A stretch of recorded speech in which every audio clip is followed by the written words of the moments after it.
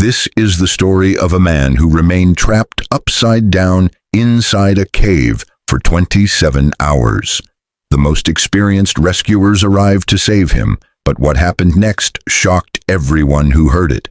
If you are faint-hearted, you might not want to continue, because this is one of the most unusual and terrifying deaths in caving history. This is the story of Nutty Putty Cave. On November 24, 2009, 26-year-old John Edward Jones, who lived in Utah, took time off from work and went home to spend time with his family. They decided to make the most of his vacation by going on an adventure to explore Nutty Putty Cave, a decision that would become the most horrifying of their lives. The plan was to explore the cave at around 8 p.m. and return home a few hours later. John had never been inside this cave before, but he had some caving experience from his childhood adventures with his younger brother Josh.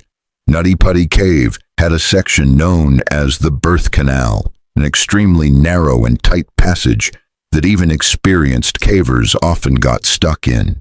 Rescue teams had been needed multiple times in the past to free trapped people, and because of this, the cave had been closed for years. It was only reopened in March 2009 with strict new rules. You had to apply for a permit 21 days in advance, and each group had to have at least 2 experienced cavers. John and Josh both qualified as experienced, so they got permission to enter. The entrance was only about 30 inches wide, and the group began their descent that night at 8 p.m. For the first hour, everything went smoothly. But then John, Josh, and 2 friends decided to visit what they thought was the Birth Canal. In reality, they entered the wrong passage. It was even tighter and more dangerous. John moved forward about 15 feet, twisting his body to fit through increasingly narrow spaces. Unknowingly, he was heading into an area called the Corkscrew, where only the smallest and most flexible people could pass. 5 years earlier, a 16-year-old boy had been trapped here for 14 hours. John was much larger, 6 feet tall and weighing 90 kilograms, 200 pounds. He had no space to turn back. Believing the passage would eventually open into a small room where he could turn around, John kept going, but it only got worse. Eventually, he slid down headfirst into a passage barely 18 inches wide. Now he was completely upside down, at about a 70-degree angle, with his head far below his feet. His arms were pinned and his legs were wedged tightly. He called out to Josh not to follow him.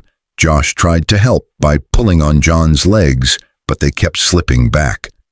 Realizing they needed professional help, Josh went for rescuers.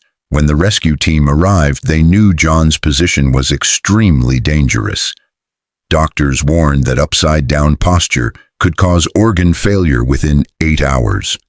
At 12:30 a.m., the first rescuer, a small woman named Susie, reached John after squeezing through the corkscrew.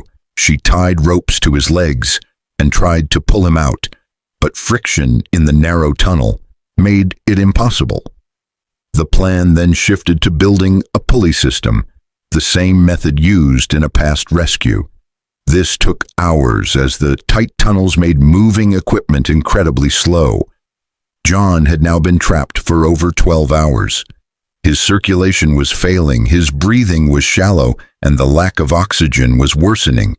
His wife, Emily, spoke to him through a communication system, encouraging him to hold on.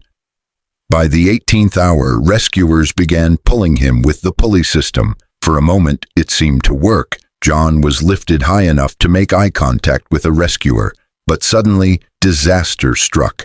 A crucial bolt drilled into the rock failed, striking a rescuer in the head and knocking him unconscious. John slipped back into his original position. When rescuers returned to him, John was unresponsive. Medical professionals confirmed he had died. After 27 hours of continuous effort, involving 120 rescuers, John's body could not be recovered without extreme risk. Authorities made the heartbreaking decision to leave him in place. The entrance to the passage was sealed with concrete, and within a week, Nutty Putty Cave was permanently closed. John Edward Jones remains entombed in the cave to this day, a tragic reminder of how dangerous caving can be, even for the experienced.